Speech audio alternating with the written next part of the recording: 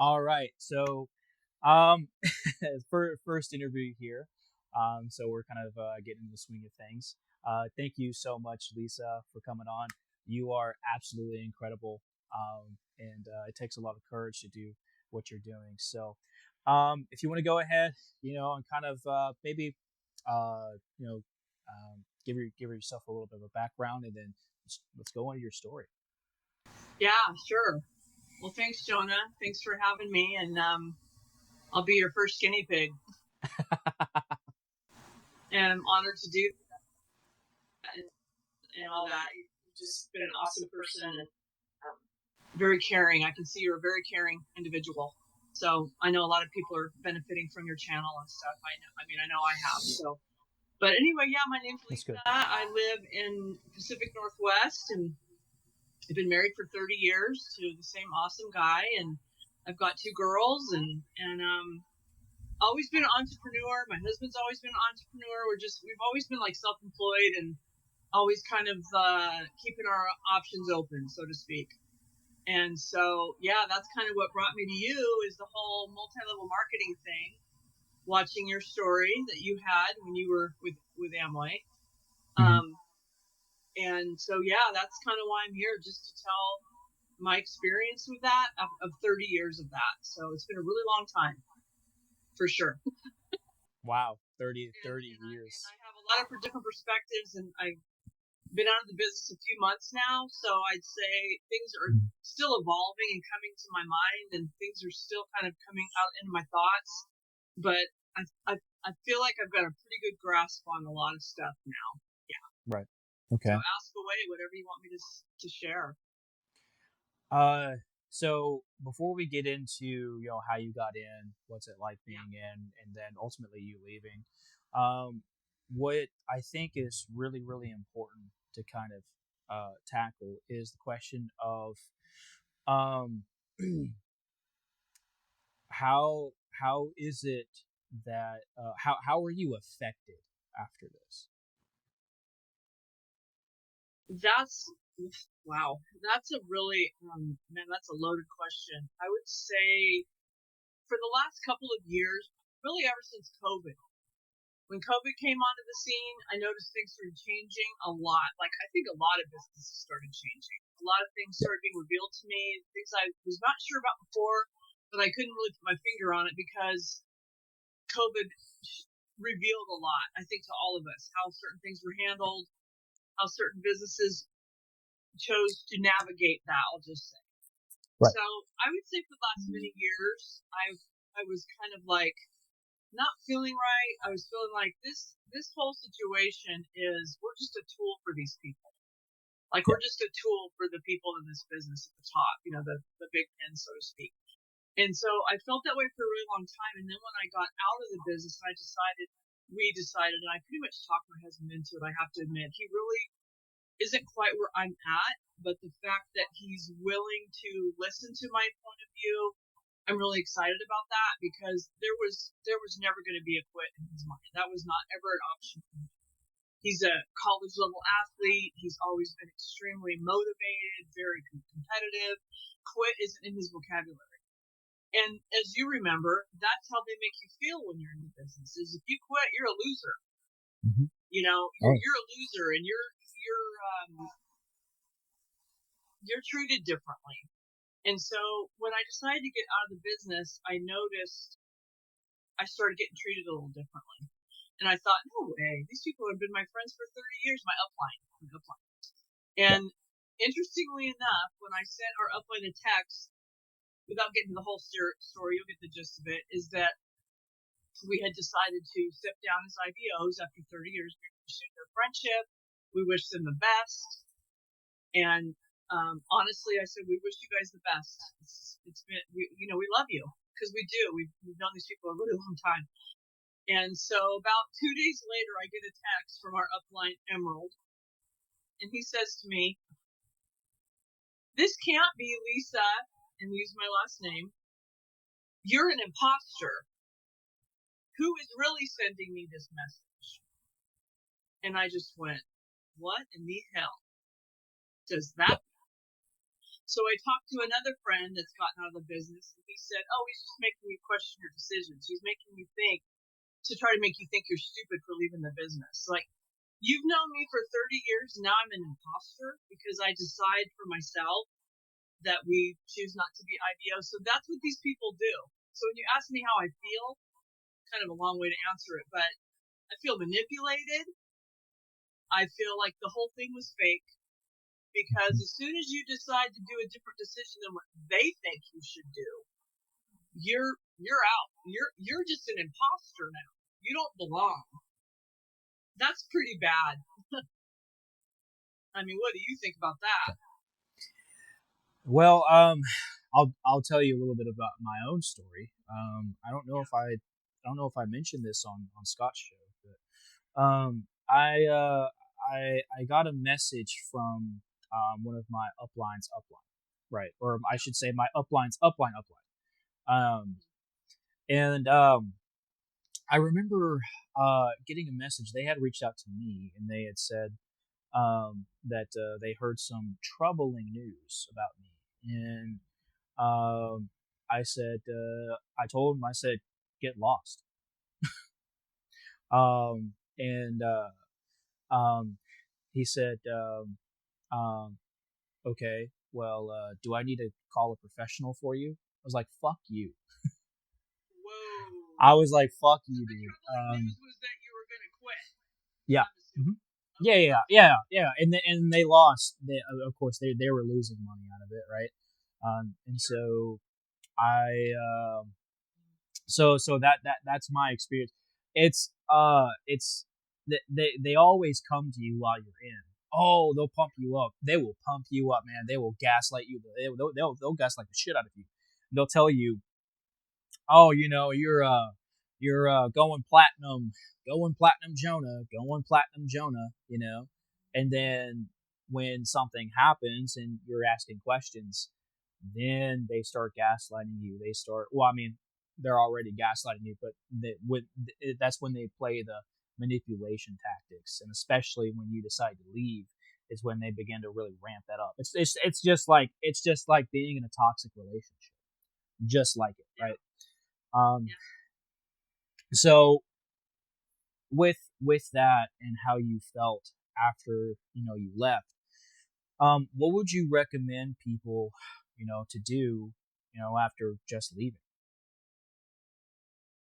Yeah. I would say that I think what you're describing, what I'm describing, a lot of people that get out of MLM world is that toxic positivity.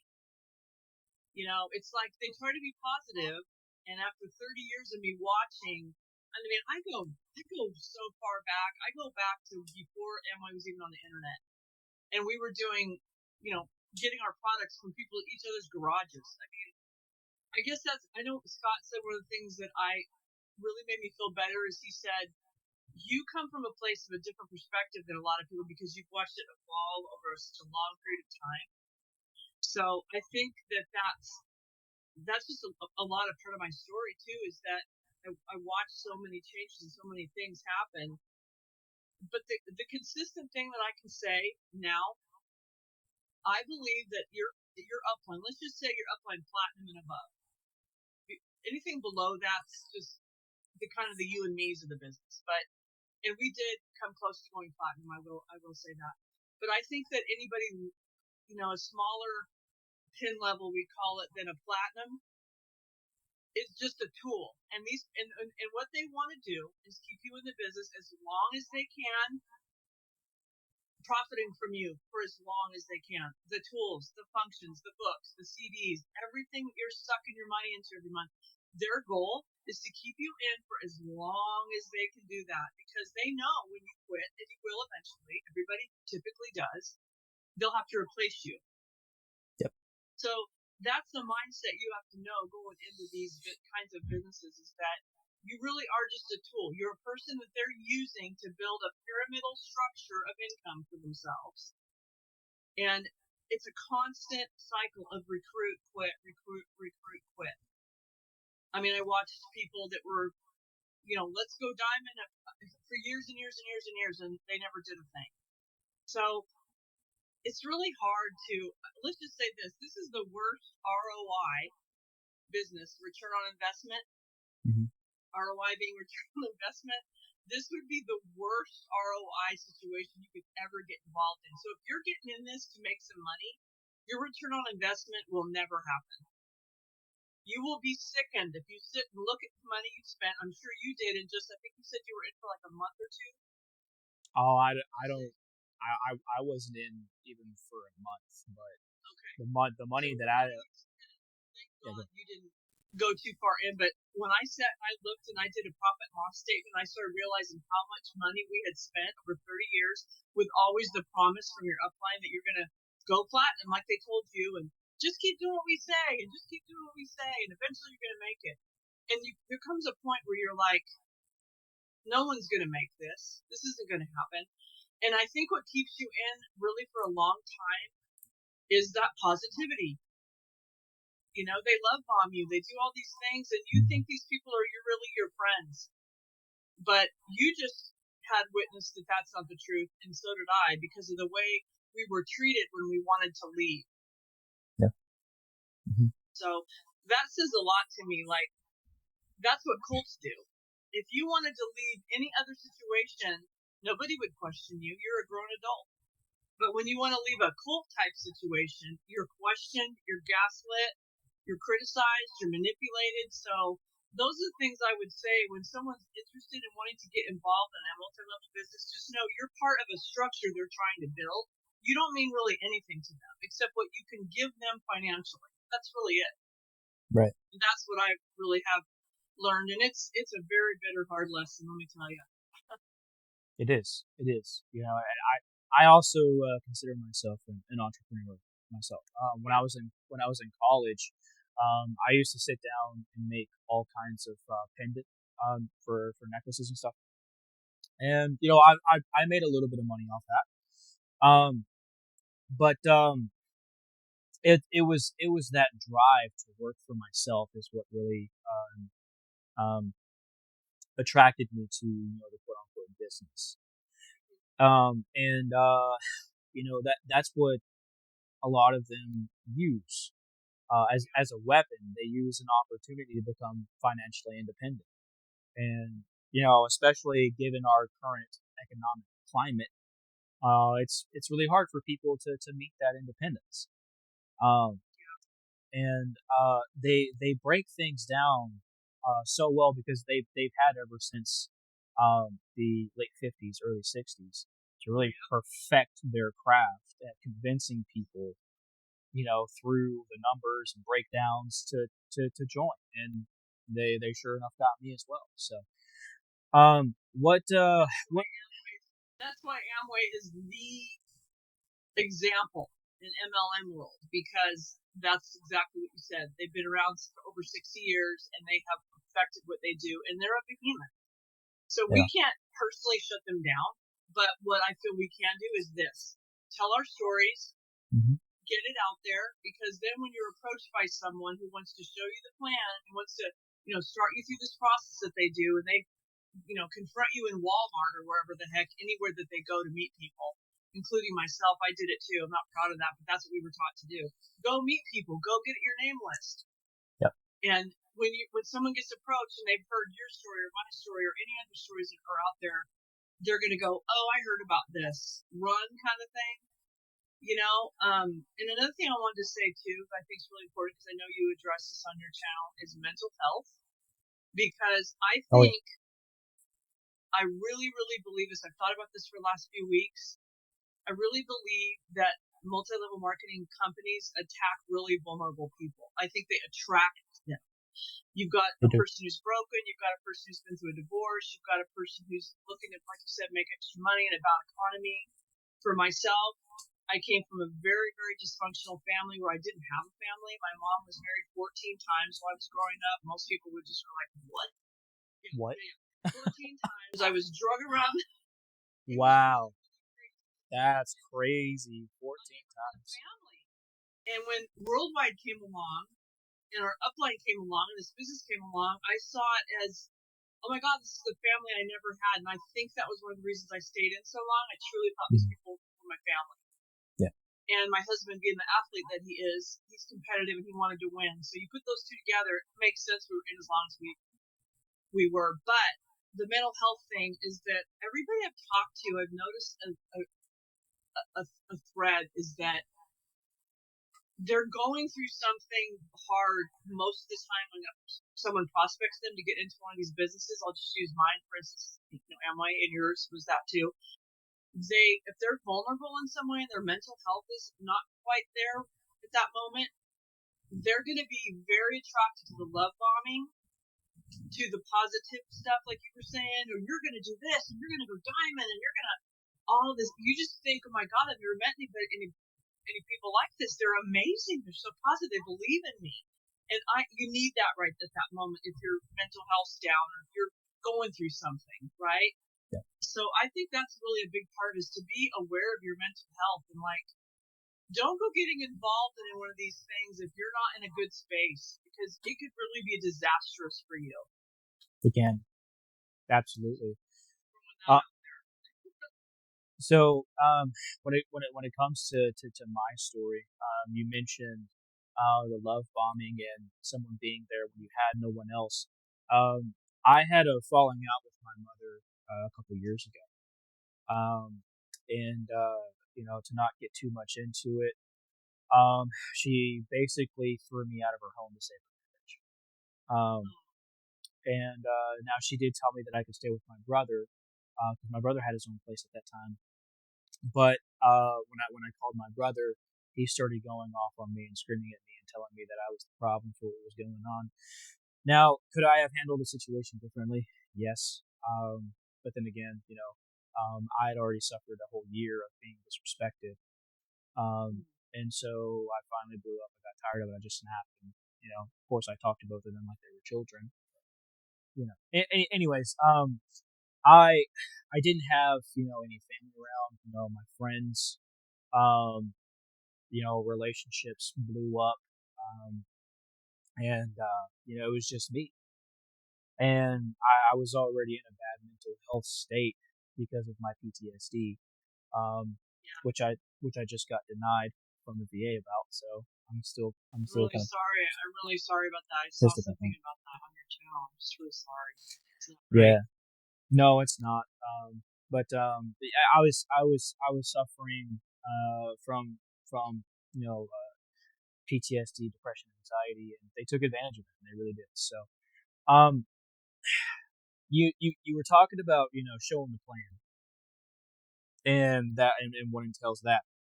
Do you want to give a breakdown, kind of a little bit more detail about how they approach people? Because you mentioned Walmart, and that's actually how they approached me, was in Walmart.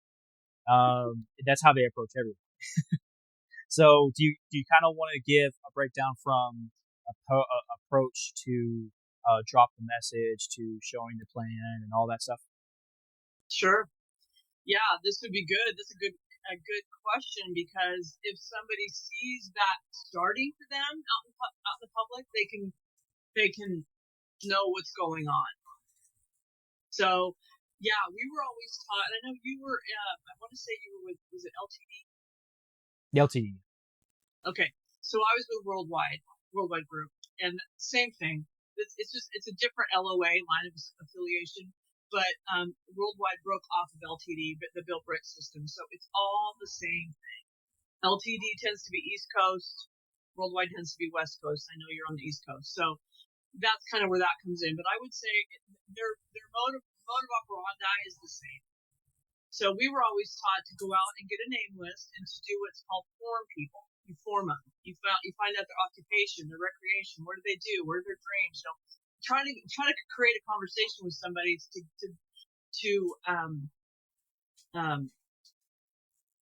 indicate a want, need, or desire out of them. Yeah. Like you're looking for someone to say, oh, I want this or I need this, and then here you come in with the answer.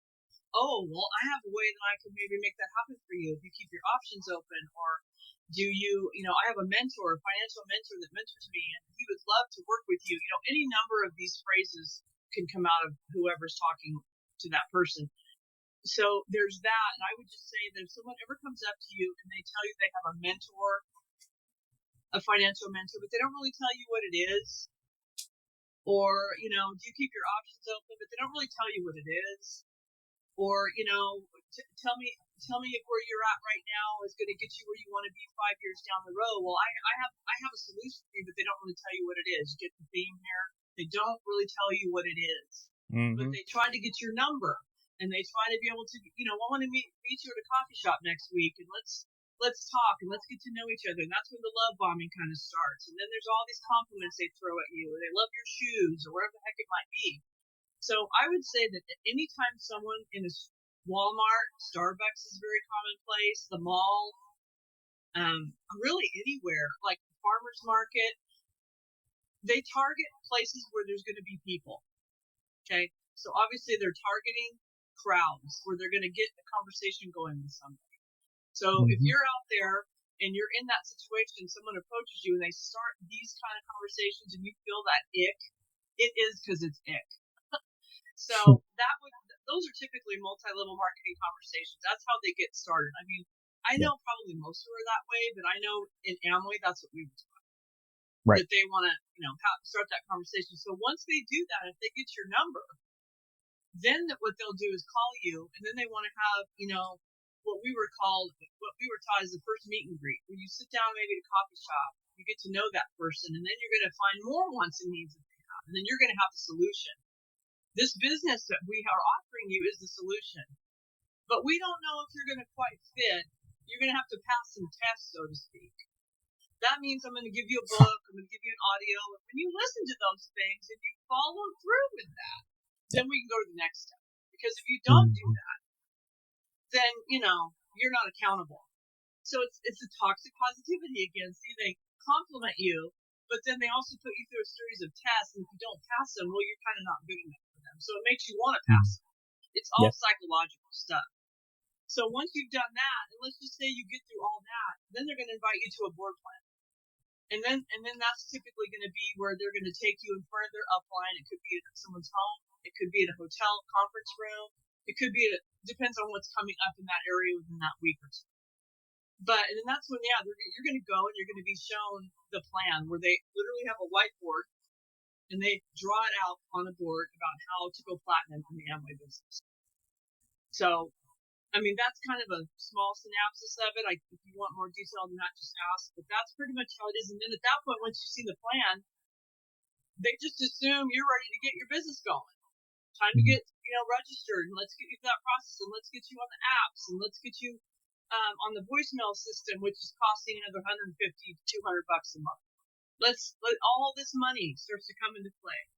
Then they want you to do your first circle, which is going to cost anywhere from, depending if you're single or married, several $100s a month. So let's just say by the time you're buying all your Amway products, because what they want you to do is clean out all your brand X out of your home and go straight Amway products and be a part of the training system, whether it's LTD, Worldwide, whoever. You're going to be spending money every month anywhere in the neighborhood of $500 to $1,000, depending on your budget. But that's what's expected. Okay? So you start adding that up over the course of a year. Most people don't have that. No, not.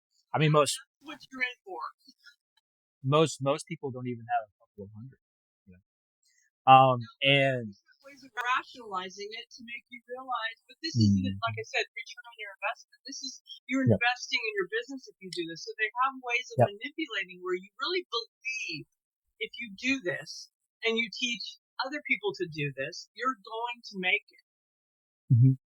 That's one thing that they used on me was the return on investment was that whatever because it was $200 for the starter pack when I first signed on, and they had said that it was it's a good investment on yourself, man. You can turn around, you can sell this stuff, you can sample it out, you can sell, and then I was like, oh, well, I mean, that kind of makes sense. Here I am, investing into myself.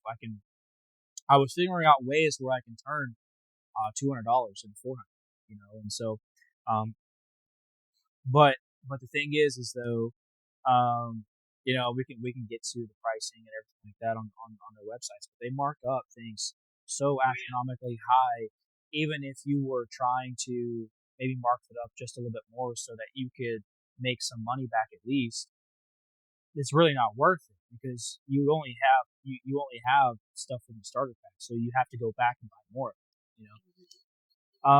But before we get into the pricing and everything, kind of wanted to bring things back to the meetings, right? Because the way they broke things down for me, well, for anyone that was just joining, is that they would say that you start your own business, right, and then you bring someone on, and then they become your down, right, and then now what's happening is that you're making PV, percentage points and stuff like that, for the bonuses, and this person's making PV, and then whatever you guys do combines together, and then now you're at this level. So essentially, what happens is, when they're under you, they help you, and then there you go. Now you're making more money off of them, essentially. And so you want to break that down a little bit more to paint to paint people, more of a broad picture or a plain picture. Yeah. Here's where the real pyramid issue comes in. They always say, I mean, I don't know about you, but every time we go to a meeting, they always talked about. I mean, I've been to 30 years worth of meetings. Okay, so it's not like I have heard it all. But they always want to bring up the pyramid issue and prove that they're not a pyramid. But Yeah. here's the problem. The independent business owners, IBOs, is what we would be called if we were, get registered with Amway, like you were talking about. So the IBOs are the customers. That's where the pyramid problem comes in. You're actually technically in an MLM supposed to sell a certain percentage of your volume that you run every month. Let's just say, like you're talking about that volume every month, there's a certain percentage of that should be legitimate customers. Like you're taking a product, you're selling it to an outside source that's outside of the business. Mm-hmm. But like you said, it's so expensive. These products are so expensive because there's all this margin of payouts that have to be, the middleman kind of thing. If they're going to pay all these bonuses out to people that have built the business, big, that money has to come from somewhere. That's why the products are so expensive. That's the main reason. Mm-hmm. And here's the other thing, if you think about it. Amazon has taken over the world. Who is going to spend 3-4 times as much on a product just because you tell them it's better when they can go to Amazon and get it half the price, quarter of the price, and they can get it tomorrow, or it's even the same day? Let's face it, nobody's wanting to do that. So what happens is you as an IBO become the customer. Everybody that you sponsor under you becomes the customer.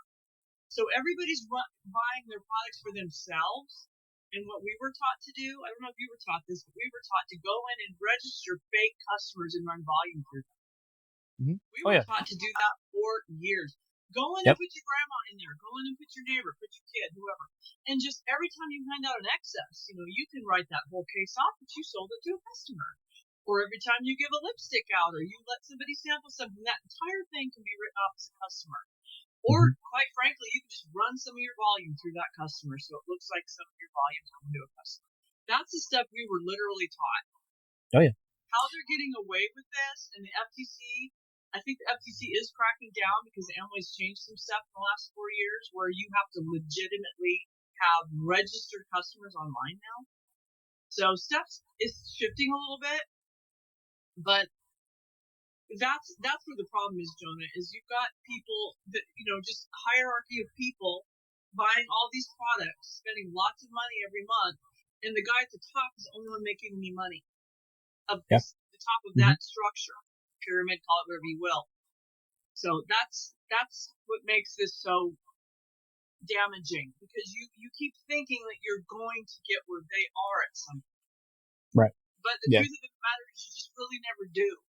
We've known people for 30 years in this business, and they're all still the same place we're at. I will say, because my husband and I aren't lazy and we're hard workers, we did achieve some success, but it's hard to maintain it. It's hard to maintain it because people are constantly dropping out and quitting. Yeah. So you don't ever retire. They tell you you're going to retire and be free. No, you're not, because you're never going to stop that cycle of having to recruit people. Mm-hmm. That's what multi-level marketing is. It's built on levels of people. So you never are going to get away from that. Right. So I would say that's very advantageous for people to know that if they're ever thinking about getting involved in one of these situations. Well, that's I mean, that's super solid insight. So one thing that I had mentioned, it's a bit of good news, because there has been, as far as I believe, a 2.3% drop in the MLM industry. And that's worldwide, right? So I think from the research that I did, a lot of MLM companies are actually moving away from that model, and they're moving over to what's called affiliate marketing. Um, and I don't know if that's going to prove to be better or if it's going to be the same thing. That's yet to be seen, and I'll keep doing some more research on that. But these this industry is dying off. Not as fast as we would like it to be, but it is dying off. And so um,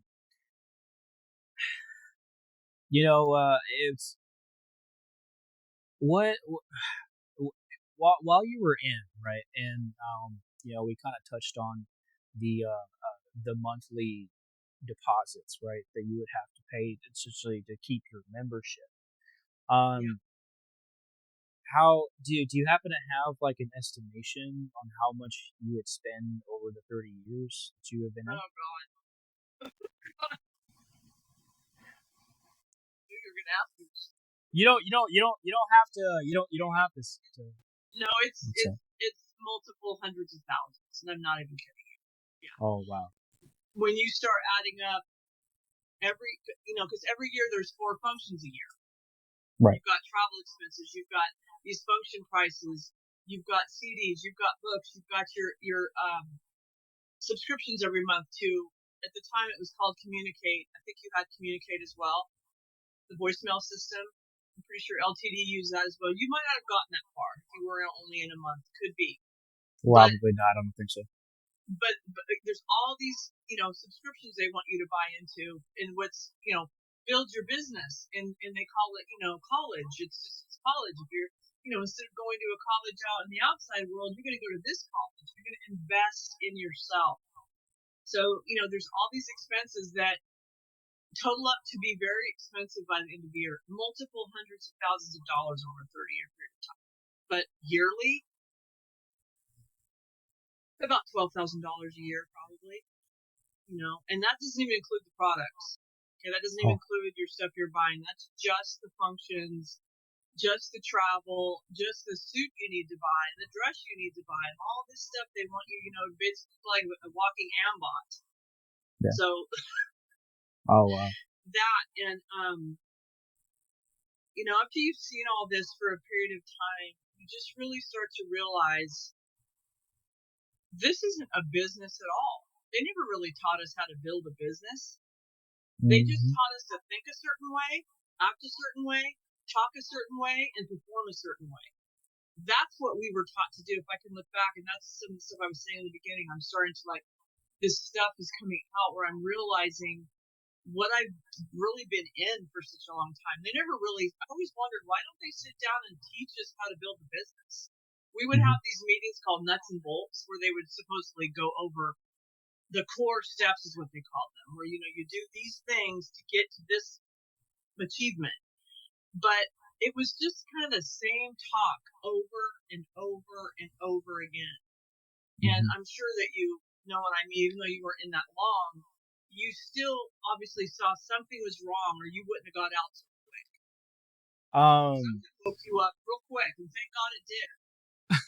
Well, what had woke me up was that I had a question about one of the I had a question about the excess energy drinks, just in general. Because what I was told was that, I'm sure you were told too, that it was developed by a marathon. And well, I started doing some research because listen, if I'm going to be selling a product, I want to know as much as I can about the product, right? Because if I can't believe in the product, how can someone else, believe in it and also purchase from me? Yeah, And that's right. and so and so I was doing some research and I had a question because what they told me didn't exactly match up with what I was finding on the internet. And I reached out to my upline's upline, and I said, "Hey man, what was the what was what's the story behind this? Because I'm trying to figure out who exactly is this marathon." Um, and what I was told was pretty questionable, right? After all I'd already experienced was pretty questionable, and so that something was really off. Because what he had told me was that uh, the name of the person doesn't matter. What matters is the story. And I was like, oh well, I mean, I straight up said I agree with that to an extent because obviously if there's a story, there's going to be a name along with the story to get credibility, right? And so I thought that was extremely weird. And then I started doing some research. I went to the Anti-MLM page on Reddit, Well, that's a and mouthful. yeah, it was. I found a lot of information, and not just about Amway, but about hundreds, if not thousands of other MLM companies. Um, and so that really started that rabbit hole there. And for the better part of 12 hours, I was researching constantly. And so yeah, I was exceptionally pissed off. I really was. Very eye-opening. And here's the thing: you did exactly what they told you not to do. Don't go looking on the internet. Yep. We were always told, don't go looking at things. Don't go talk to people who don't know anything about what we do. Yep. Make sure you're teaching your newest people don't to go not to go on the internet. That always bothered me. Like Yep. people should have that's cult-like. It's like you should be able to go on and research anything you want to research if you're going to get involved in it financially, Yeah. mentally, financially. Absolutely. This business is all encompassing. It's financial, it's mental. It sucks up your entire life. Our our whole world was Amway for 30 years. I don't even know how I did it. I don't even know how I did it. I truly don't. It's embarrassing. It's just all encompassing what this can do to you. It really, really is. And I just want to save somebody. My goal would be just to save one person from getting involved in something like this out there. Well, and like you said, there's thousands of multi-level marketing companies, but I think Amway is the giant of them all. I think they're the most insidious. They're involved politically. They have a lot of They are. money. They're involved in lobbying. They Mhm. get away with what they do because of how big they are and the money that they have and their connections with in the political realm. And that's just a fact. I'm Yep. not trying to defame anybody. I'll just say that I'm not trying to do any of that. That's public knowledge. Go do your research. It is. It is. Everything that we're saying here Yes. is public knowledge. We're not defaming anyone. We're not slandering anyone. We're not attacking anybody. We're just telling people the truth. This is the actual. Unfortunately, it's underrated, right? Because there's not a lot of attention on it. But this is the absolute truth. Um, and so you don't just have one person here telling you what's going on. You have two. Um, but so I want to get a little bit more information because I didn't experience this. Can you tell me what these grand meetings, these functions were that they tried to encourage you to go to? What was that like? Yeah. So I used to always tell my husband, I'm like, this is such a grift. This is just a racket.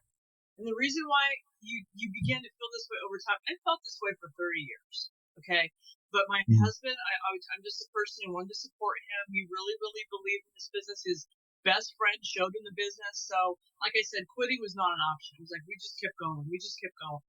And we did that long enough to where now it's too obvious to even ignore. But every year they have 4 major functions. So it starts out with what's called Dream Night in January.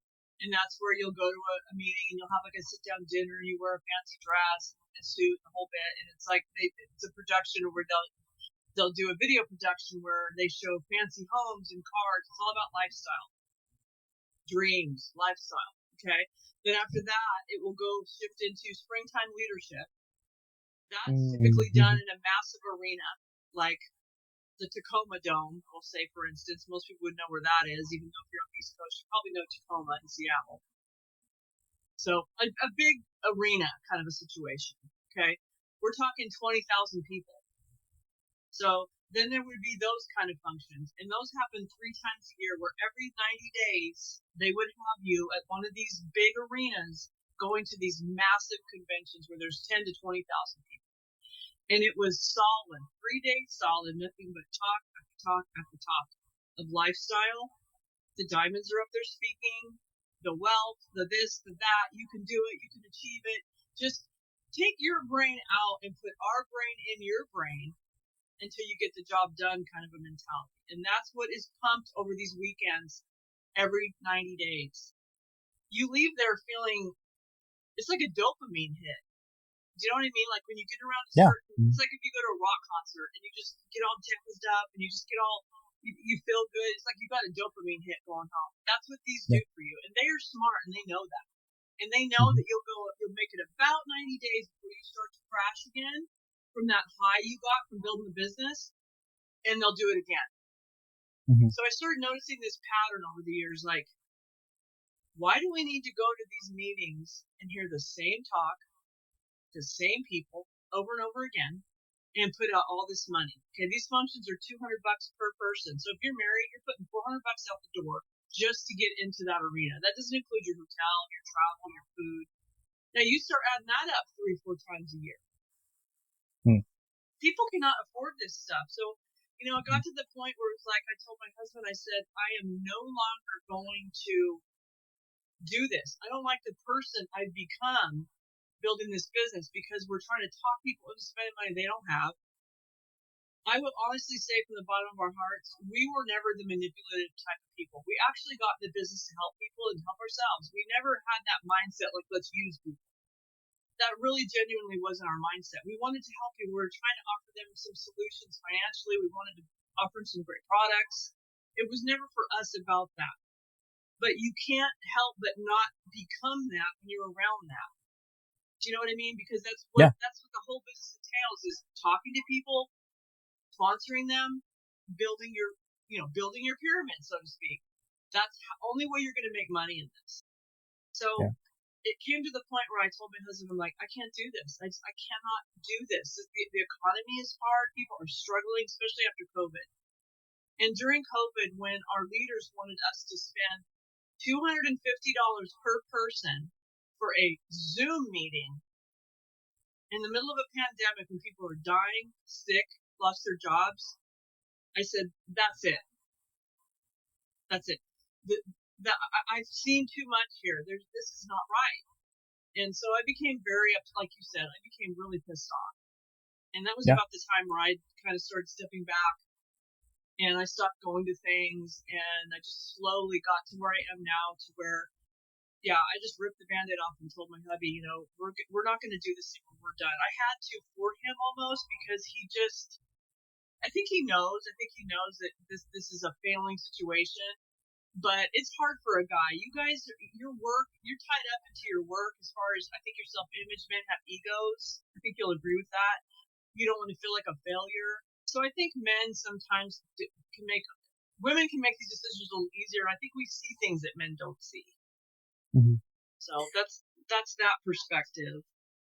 Well, the whole man side, or at least what I can say from a man's perspective, is that it's our duty to guide and to lead, right? And everything's gonna everything falls on our shoulders. And so if something isn't going the way that we see that it should go, we and ourselves feel as a failure, right? Yes. And so that's oftentimes, it's not necessarily an ego thing. It's more of a protection for ourselves kind of thing, right? Yeah. We just don't want to feel like a failure, and so that's where I have a lot of sympathy for a lot of men, especially for guys who are, wanting to step into that masculine role, or who are already in that masculine role and kind of feel it slipping because of how they're being affected by MLMs. Um, Yes. and Yeah, it's really good at tearing families apart. It really is. I've seen so many people torn apart by this kind of shit. Um, Yeah. I and would say to add to that, Donut, is that what I witnessed with this business tends to do to men, it's just really sad because they build you up and they tear you down. They build you up and they tear you down. So you do that for a long, long period of time, and it like it's like your reality. It becomes who you are, and that's what I was saying about the mental health thing. You've got to be really careful. You have to be so careful out there how they're being manipulated by what they perceive to be a good business, but really what it is that's their whole goal is to manipulate you. Because if they can manipulate you long enough, they can make money off of you for as long as they can. yeah, If you buy into the system and you buy the products and you sign up for all the subscriptions and you go to all the functions, remember everybody platinum and above is making money off of those tools that run through their business.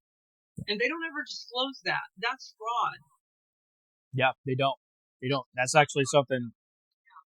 That's also something that I want to hit on too and ask you about, Yeah. so that you can break that down. A lot of them will they have to disclose the income opportunity, Yeah. but they're very deceptive on it, and so um, of course, we know that 99% of people either don't make any money at all or outright lose money Yeah. completely. And so, do you just want to break down that a little bit more? About the income. Yeah, yeah, just so people who, or maybe they just got into an MLM and they're doing research, or for people who Yeah. don't know. Yeah. No, you're absolutely right. It's designed that way. It's designed to fail. It's designed. It's really sick. It's really sad. And it's almost so weird. I can't really wrap my brain around it. I'm still studying it. I'm still researching this. Like, how are they getting away with this? And again, it's that positivity. It's selling they don't sell anything. They sell you the dream. Mm-hmm. That's what they do. That's why they spend so much time manipulating your mind with books, CDs, functions, board plans. I mean, you're constantly going to something, listening to something, or involved in something to program your mind. So after a while, you just think, well, it doesn't even really matter if I don't make money because, gosh, it's made me such a better person. And it, that's what they want. Because if they keep you in and you keep spending your money, who's making all that money? You're not. They are. Yeah. It's a 99% failure rate. MLMs, it's 99% of the people will never make anything. The fact that we made anything, to me, I was talking to Scott about this, and he's like, "You're an anomaly. Like, you made some money. That's just sure to your hard work. That just goes to show you just didn't give up. You didn't quit.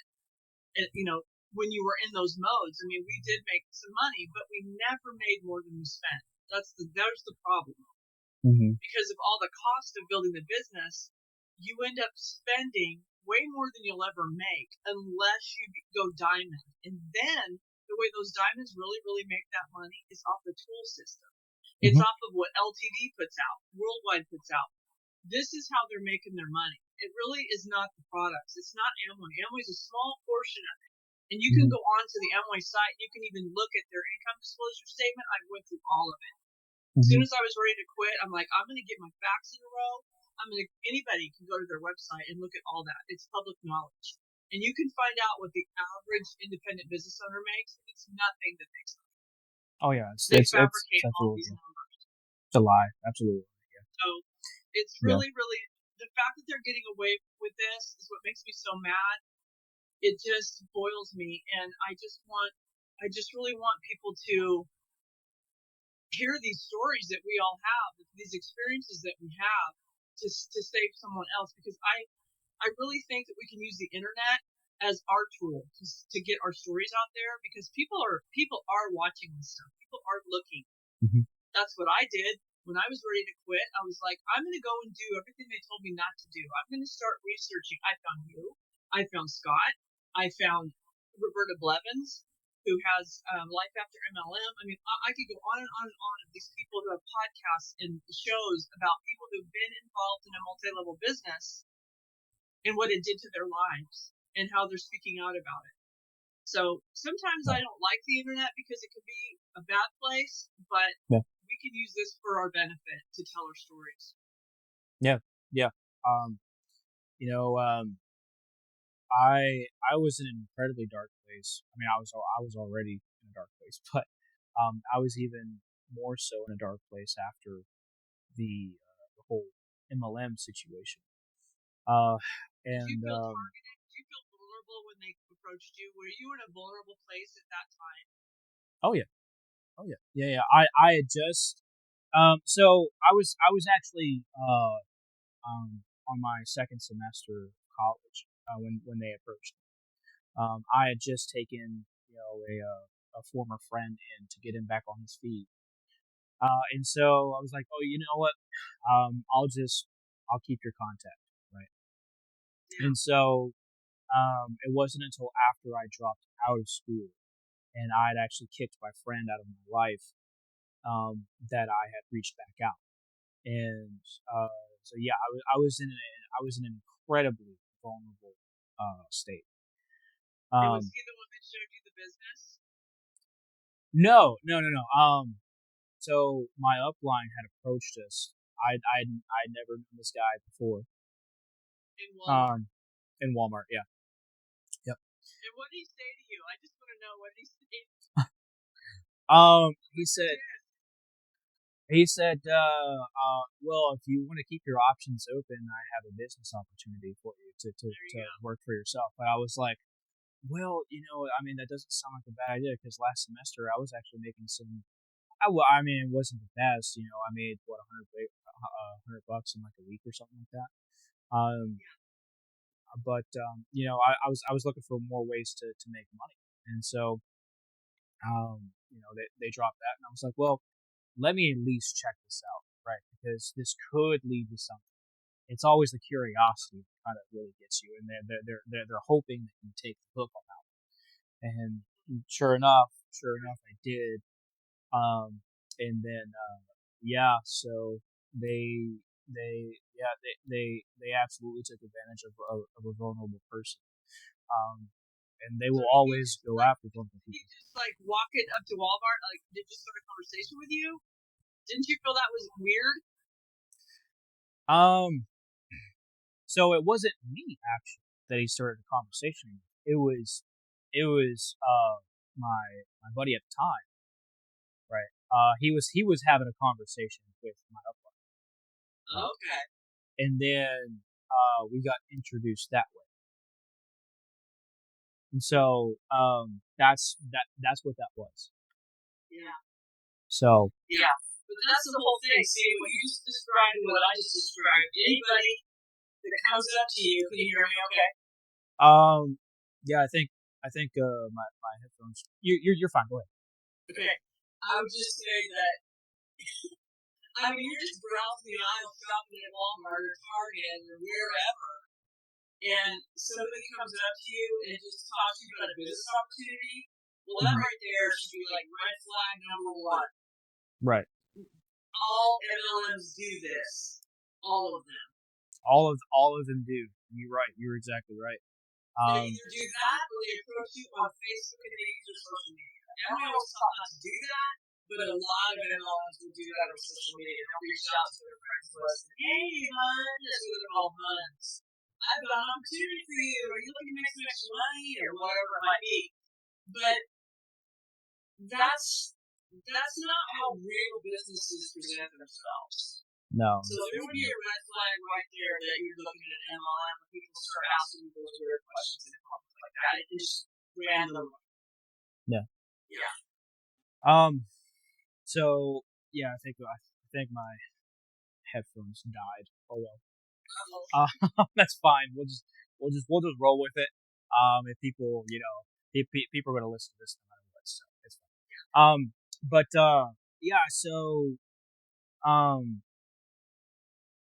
man, that's that is their strategy that they always do. Um, they never tell you exactly, what's going on, what's happening. They'll always tell you it's a business opportunity, but then not disclose the full thing. Like I didn't know anything about Amway beforehand, and they didn't even mention anything about Amway until like the second time, because you were talking about them sitting down and meeting with you, and then they'll disclose things little by little, right? And that's the whole thing. Oh, I think we're back. Yeah. Okay. I don't know what's going on. I think there actually is a storm that's coming through. And I think that's affecting. Oh, I'm telling you, I'm probably gonna take a nap after this. I love storms. I love rain and thunderstorms and all that. You probably get that back east a lot, don't you? Yeah, actually, more than what I thought I would, but it's actually pretty interesting. Um, but so what was the hardest thing for you when you were leaving?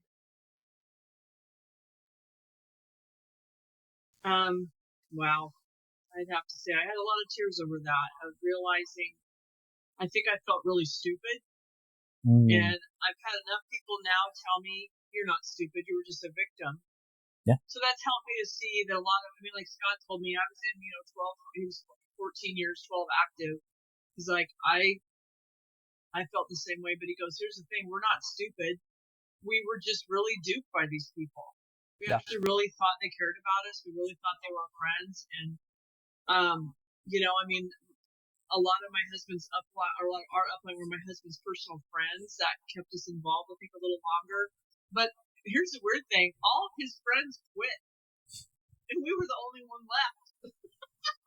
And so there were so many crazy stories I can tell you. I won't get into all of them except just to say we were kind of the last man standing after a lot of stuff went down over the years within our line of sponsorship, or upline's group. There was a lot of people that quit, a lot of platinums quit. They were diamonds, and then a lot of people quit. They fell out of diamond qualification. So we saw all this different stuff go on.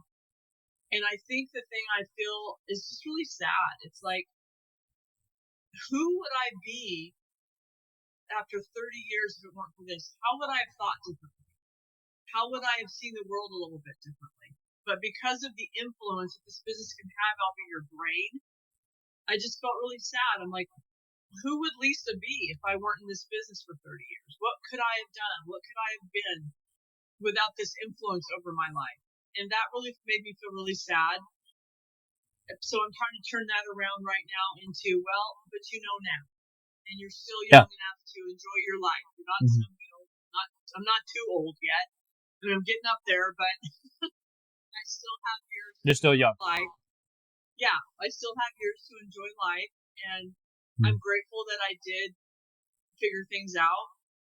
But I think the biggest things I would say sad, and I felt really manipulated. Like, just, this is just fake. This world is a fake world, Mhm.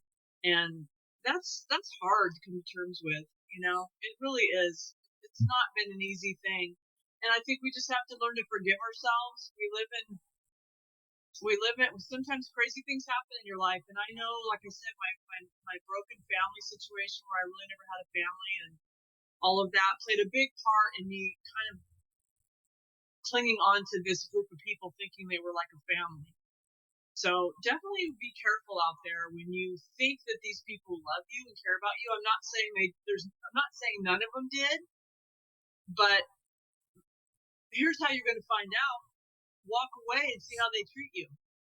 Yeah. Well, I just found out they didn't treat me with love. They treated me and called me an imposter Mhm. after love bombing me for 30 years, that I was all this in a bag of chips. Now all of a sudden I'm an imposter because I choose not to build the business any longer. Yeah. Adult people should not talk to each other that way. You should be saying something like, well, we love you. Thanks for being our life for 30 years. Stay in touch. We're so we're happy for the next thing you have in your life. That's how normal people talk. Yeah. Encourage you to what you're going to do next. But this business and people that are manipulative like this and these games that they play with your mind, this is not what they do. As soon as you jump out of their circle that they think you should stay in, you're gaslit. You're immediately made to feel like a failure. And that's been really, really hard. But I'm realizing these people aren't who I thought they were. No. Move on. What are you going to do, right? You experienced it too, among many, many others. I am glad that I had the friends that I did when I finally decided to get out of Amway. Because it's funny because I had reached out to one who had experience with Amway. Hadn't been in one in an MLM, but he had experience with.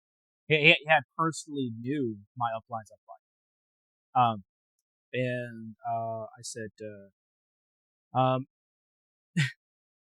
well, I'm out, and he said, I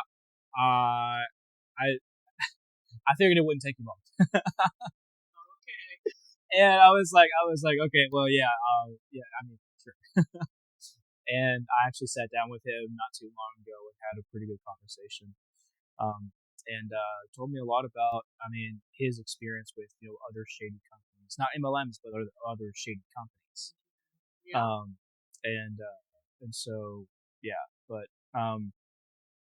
yeah, so leaving. I say this too, just to add this, so I don't forget. Mm-hmm. This isn't nothing against Amway necessarily. They're just a company that sells products. Okay. I'm not saying anything they do. I'm not saying the business model itself is perfect because it's not. I think that their payoff system, their bonus structure is probably one of the worst. Yeah. But if you just look at Amway, you go online, you order products. They're just a product company. It's the training systems that I'm talking about.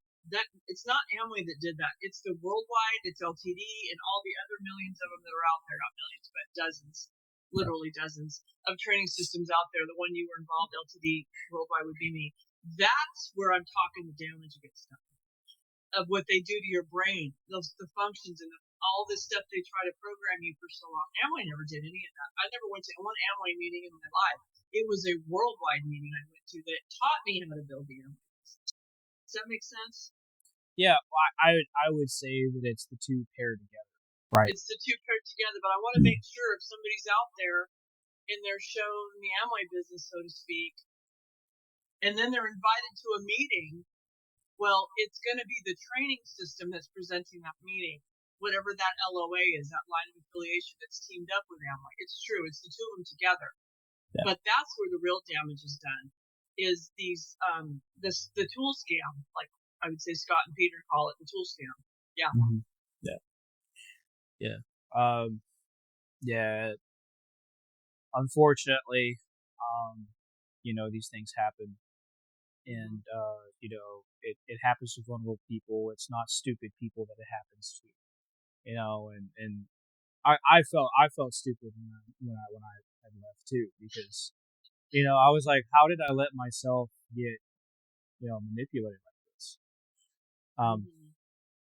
I even gave one of my dioramas that I made away, and it's not like I could sell it, but I gave one of my dioramas away to my upline as a thank you for helping me. And then I also gave one of my necklaces that I made. It was a shark tooth necklace that I made that I could have made money off of, and I gave that to him for free. And also as a thing. And that was my upline. And wow, what I left, the only thing I got was, okay, sorry. I didn't take that well at all. I told him to apologize to your God because he was a Christian. And I wasn't Well, I mean, I was passive aggressive. I Yeah. didn't wish anything other than or I didn't wish anything, for either good or bad. But um, you know, it's just to say we didn't leave on good terms, and so I mean, which is understandable. Sorry. But Yeah, um, because in his mind you quit. yeah, In yeah, his mind you're a quitter. That's why you got talked to the way you did. We got talked to the way we did. And here's the other thing too, let me add, because this is so important too, is that faith manipulation. You and I yes, talked a little bit about this on the phone when we first met.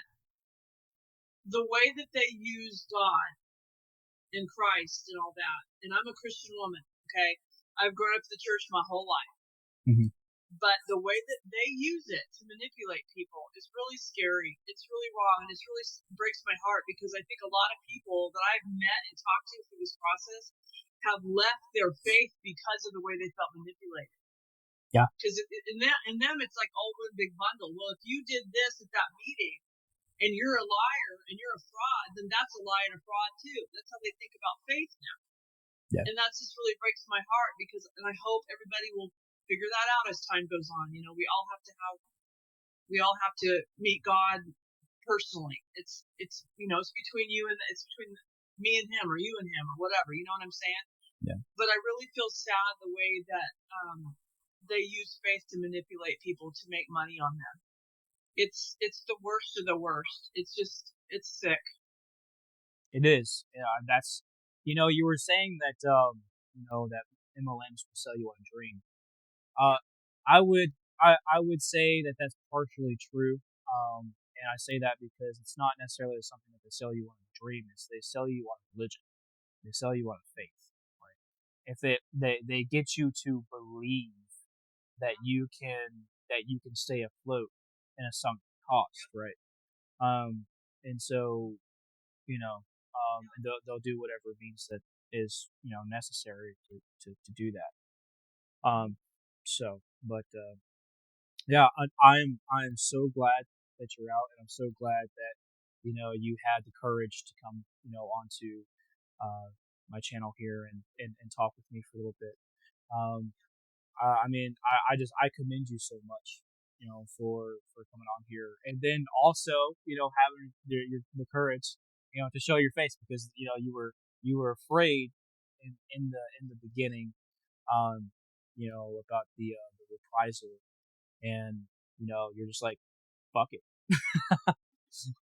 and I really admire that. I do. I admire that. Well, when we first met a few weeks back, maybe those things that happened that got you and I to we're just connect a little bit, trying to connect. Maybe there needed to be some time so that I could. Because I Process was things. like, I do know a lot of people out in that world, and I mean, not that I'm famous or anything like that, but if somebody did what I wanted to do and started running across videos and stuff and see me and go, I know her, that might be a little weird, but I feel like, honestly, Jonah, I've not said anything that's not true. I have not said anything to hurt anybody or defame anybody. I've not even mentioned any names of who my upline was or anything. Yeah, I've mentioned two things that are public knowledge, worldwide and Amway. Those are public things on the internet. yeah, they are. Yeah. And so I'm just sharing my experience, like you're sharing your experience. And if somebody wants to get involved in this business, great. But do it with your eyes wide open. Do it knowing these things. Do it knowing that you've had some people share some experiences with you that this potentially could happen. And after 30 years, I can honestly say I'm not some newbie here that just doesn't know anything. I've seen a lot of things come and go in this business, and I can honestly tell you, don't waste your time. Just don't waste your time. And back to that faith thing, really quick. What you're saying, really, is it's the prosperity gospel that they preach. Yeah. That's It's exactly the what it is. prosperity gospel. So they take prosperity with money, and then they throw God into it. Oh, dude, you'll get what you speak. Just you'll get what you speak. Speak money, pray money, all these different things, and it's just really sad because when that doesn't happen for somebody, some people don't know how to recover from that. I thank God that my husband, we've had another business as well that is profitable. Thank God that's keeping us going and keeping us afloat. It's always what's paid our bills. Amway never did that. Or Amway business never did that. But some people are destroyed by this financial because of that teaching, because of that prosperity gospel teaching. They Mm-hmm. will sell everything. They'll quit school. They'll Mm-hmm. quit jobs. They'll do all this crazy stuff because they really believe that they're going to make a massive income building this business. And then when it doesn't happen, they're devastated. And some people will take their lives or whatever they'll do. There's crazy stuff that has happened because people are so broken emotionally. So all I'm saying is, yeah, if you're going to build these kind of businesses, do it with your eyes wide open, knowing these facts, and then make those decisions for yourself. You know, Yeah. don't just listen to what your upline's telling you, so to speak, or Mm-hmm. the person that's showing you the plan. Make sure you listen to some people who've been here and done that. I ask questions. Keep an open Ask mind. questions. Keep an open mind. Absolutely. Why? One thing that I talk about on the channel too is that always question everything. Question Yeah. everything. You know, um, Yes. and when you question something, and you come to the truth of things, um, it's an objective truth, right? Whether regardless of how you feel about it, it's something that you found to be objectively true. So it's not your truth; it's the truth, right? Yeah. Yes. And if you are involved in some kind of cult-like behavior or something that eventually turns out to be a lie, you'll find that out pretty quickly by just asking one simple question. And so, but I do have women that watch the channel. Obviously, you're one of them. I do know that women are targeted pretty heavily as well when it comes to MLMs, and so especially married women. Um, so what would you say to them specifically, since you obviously are a woman? Yeah. Well, my experience was being in the Amway business. The Amway business tends to be, maybe you noticed this, but they tend to be very couples oriented. Like, Mm-hmm. I don't think Yeah. you ever really went to any of the big functions to see that, but basically, it's such a couples oriented business, and they teach you to target couples, and singles build it. I'm not saying that they don't, but it's primarily a couples based business. So I don't know a whole lot about the single aspect of it, but I would say that again, like and I have a lot of friends who've been other companies, not Amway, but other ones, like Mm-hmm. the DoTerra oils and on and on, different Yeah. different things, and they seem to target the women exactly. And it seems like I can look back and see most of my friends that are none of them are in these businesses anymore either. By the way, they all quit, but they all had a vulnerability when they were approached. They either were having trouble in their marriage, maybe they just had a baby, and they were feeling like they needed some extra income. Again, I think women tend to get emotionally attached to the idea of this. So Yeah. Yeah. I just think that women need to be aware that if you're going to get involved in one of these businesses, be really careful because we do tend to get emotionally involved a lot quicker and faster than a man. Mm-hmm. We, That's we, true. we put a lot of our hooks into these friendships thinking that they're really important, meaningful friendships when you find out they're really not. Mm-hmm. They're really not. Not one of these people that I've been involved with for 30 years is calling me right now and saying, "How are you today?" Yeah. I'm talking to you, a stranger on the internet, telling my story. Isn't that ironic? Not one of them has reached out to go, "How are you doing? I haven't heard from you in a while. Yeah. Known you for 30 years." I'm talking to somebody on the internet that I met that went through a similar experience in his month. Mm-hmm. So women can be very hurt. You have to be careful for sure. Yeah. Yeah. Do your research. Do, like you said, ask questions. Absolutely. Yep. Do your research. Ask questions. So yeah, I mean, I think we pretty much covered all that we could. Yeah. The basics Over. anyway. Well, I could always have you back on too, to talk about the deeper stuff. Anytime you want, just let me know. Oh, absolutely. Anytime you got time, and you would like to talk about it, you're always welcome on anytime.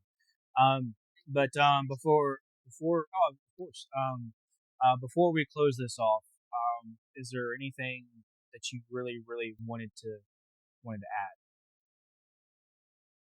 I would just say,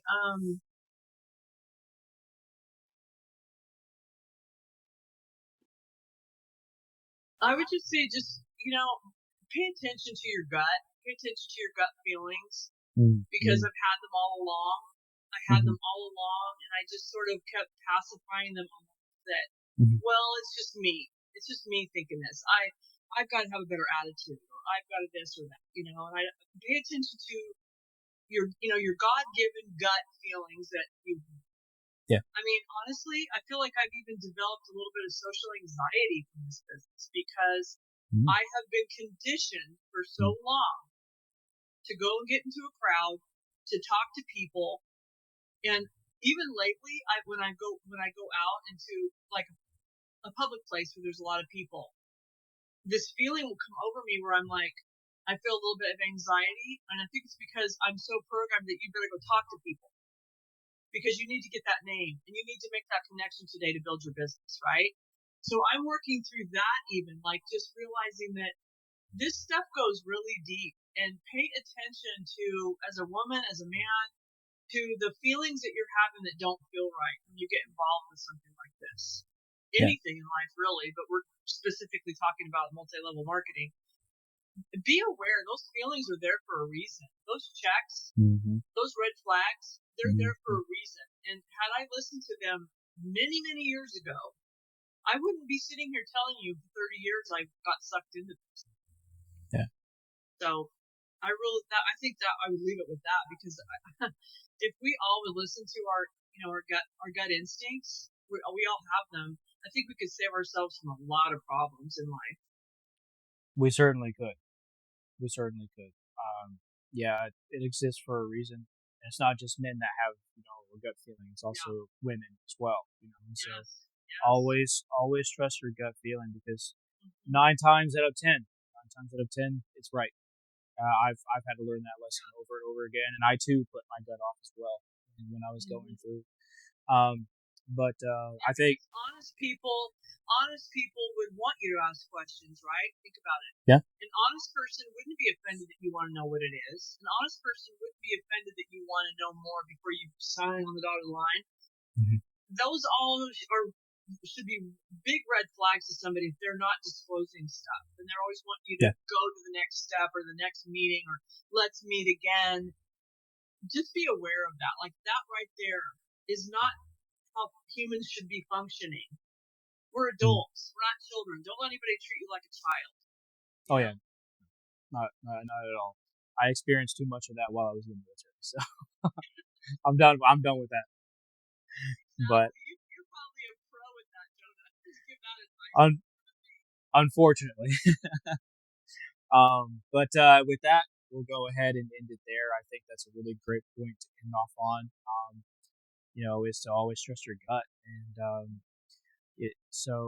guys, just if you happen to have anything else that you would like to ask, Lysa about or ask me about, be more than happy to bring her on again and and answer those questions. Um, and I'll be more than happy to talk about it myself if I can. But yeah, guys, just please take care of yourselves, take care of each other. Mental health is a really huge thing these days, and um, Yes. talk to someone if you need to talk to somebody, and please don't make yourself vulnerable to these companies because they will absolutely take advantage of you.